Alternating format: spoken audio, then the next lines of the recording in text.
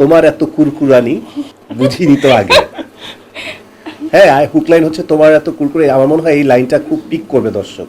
তোমার এত কুরকুরানি বুঝিনি তো আগে। আরেকটা জায়গায় খুব পিক করবে, ডাল ভাতে আর পোষ মানো না তোমার লাগে বিরানি। মজার মজার লাইন আছে বেশ কিছু, একটা দুইটা আমি হুক লাইন বলতে পারবো না, অনেকগুলো লাইন আছে। হ্যাঁ, ডাল ভাতে আর পোষ মানো না তোমার লাগে বিরানি, এরকম এরকম অনেকগুলো লাইন আছে। না, লোকসঙ্গীত একেবারেই না, এটা একটা মডার্ন ফোক ফিউশন। হ্যাঁ, লোকসঙ্গীত বলা যাবে না পুরোপুরি, কারণ এটাতে এত বেশি মেলোড্রামা, এত বেশি মেলোডি বা এত বেশি মডার্ন ব্যাপারগুলোকে ইনক্লুড করা হয়েছে। ওদের মিউজিকের ভাষা এগুলো কি বলে আমি জানি না, সেগুলোকে ইনক্লুড করা হয়েছে। আমার মনে হয় যে গানটা একটা অন্যরকম টেস্ট পাবে।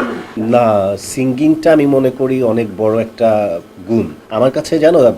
অভিনয় বলো, নাচ বলো, গান বলো, জাদু দেখানো বলো, যেটা যেটা যে যে পারফর্ম, প্রত্যেকের প্রতি আমি সম্মান রেখে বলছি। আমার কাছে মনে হয় গলা, ভয়েস বা গানের শিল্পীরা যারা, এটা আমার কাছে মনে হয় আল্লাহ প্রদত্ত। এটা টোটালি আল্লাহ প্রদত্ত একটা গুণ। যার ভয়েস আল্লাহ দিয়ে দিয়েছে, গানের গলাটা, এটা আসলে চাইলেই কেউ প্লেব্যাক সিঙ্গার হয়ে যায় না বা গান গাইতে পারে না। নাচটা প্র্যাকটিস করা যায় বা অ্যাক্টিংটা ডেভেলপ করা যায়, কিন্তু গানের গলাটা আসে ভেতর থেকে। তো আমি গানের গলাটা মনে করি আল্লাহ প্রদত্ত, এবং ওটা শুধু সিঙ্গারদের জন্যই। আমরা বাসায় গাই বা বাথরুম সিঙ্গার বা নিজেদের জন্য নিজেরা গাই, কিন্তু আসলে প্লেব্যাকের আসলে ওরকম চিন্তা ভাবনা আসলে করে কখনো কাজ করি না। আসলে আমি প্রচুর শ্রম দিয়েছি, এটা রিহার্সাল করেছি আমি লাস্ট 3 to 4 days। আমি টোটালি এই নাচ নিয়েই ছিলাম, কারণ পুরোটা মিউজিক ভিডিওই ডান্সের উপরে।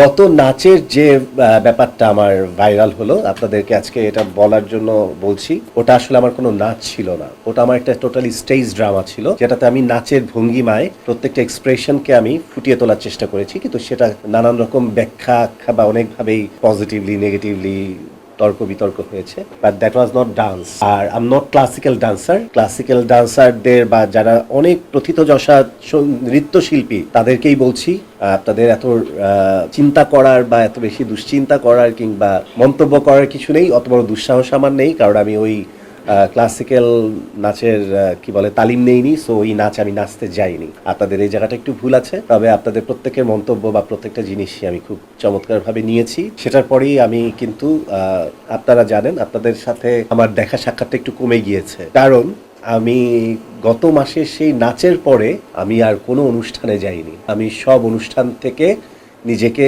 গুটিয়ে ফেলেছি। এটা আমার একটা ডিসিশন ছিল, এবং আমি আপনাদেরকে আজকে ক্লিয়ারলি জানিয়ে দিলাম। ওটার পরে আসলে আমার আর কোনো অনুষ্ঠানে আর ইচ্ছে করছিল না। যাব আবার যখন ইচ্ছে হবে, এবং যারা আমাকে খুব অনার করে নিবে, 10টার মধ্যে 1-2টা প্রোগ্রামে যাব। আমার সেই নাচের পরে আমি এরপর আপনাদের সাথে দেখা করেছি গুলশানের চামেলির মহরতে।